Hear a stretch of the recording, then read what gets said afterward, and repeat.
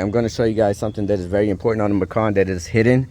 There's actually a hidden fuse box down here. All these fuses and some relays and stuff like that. Here's your ECM.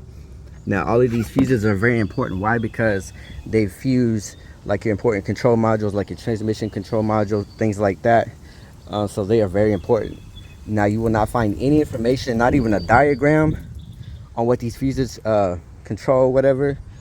So how you figure that out is you got to look at the wiring diagram. Here's the cover, no information whatsoever. Here's the washer fluid thing that sits right here.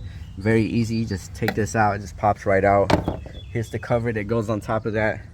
But there are some very important fuses down here that you may need to check for a problem. You never know.